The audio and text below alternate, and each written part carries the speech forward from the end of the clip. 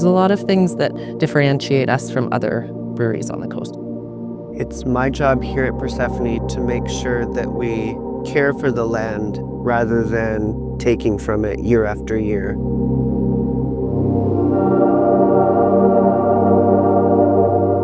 I'm Adrienne Noble, and I am the brand manager for Persephone Brewing. I think as soon as you step foot on the property, you can tell that we're different.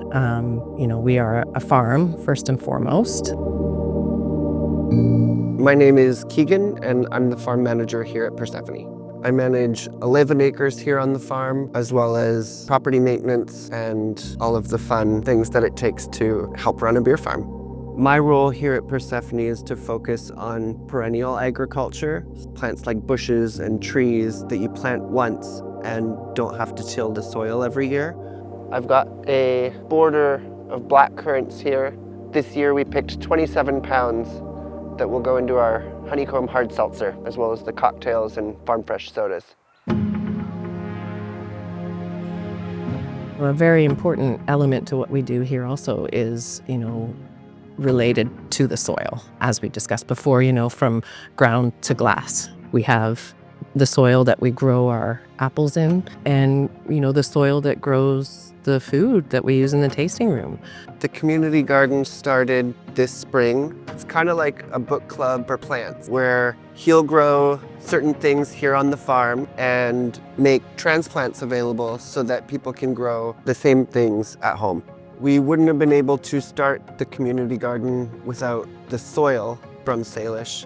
It's what is literally growing the plants here in the community garden. When it's ready to harvest, the food makes its way into the kitchen so that it can be used. We've got a couple things growing right now that are making their way into the kitchen. We've got sprouting broccoli and a whole bunch of kale. The kale's being used right now for a kale Caesar salad.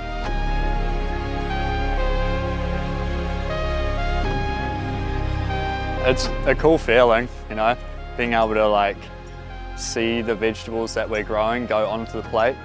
We don't have to rely on supermarkets and things like that, so we can have it that day. On the ground, we've got cucumbers, some pumpkins in the little area over there, and a whole bunch of tomatoes. They're just starting to green up. Any of the scraps end up in the compost that we mix and feed to the apple orchard. It all starts with Salish soil.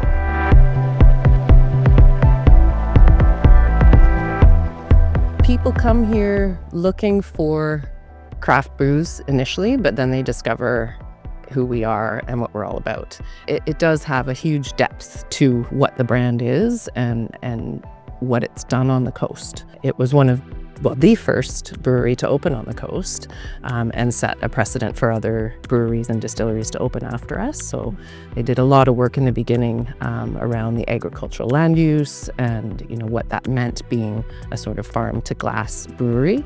I love that about it is that you can walk to the back to the apple orchard, see the 3 different types of apples, and then you can come into the tasting room and taste our estate cider, or the wild fermented cider, or the watermelon mint that we just picked all the mint for. So that piece is, again, something that people really connect to, and that's why we're different, is because you can come and literally see and taste the mint that just went into your drink that you just had, and then walk out with a 4-pack of it. I became a farmer because I wanted my time back. The more food I grew for myself, the more independent it allowed me to become. I think, the work that has been done over the last 12 years, building the community and exploring collaborations with other local organizations, I feel that really comes through in every touch point here. So you feel like you're a part of something bigger, and that's what we really hope that people walk away here with.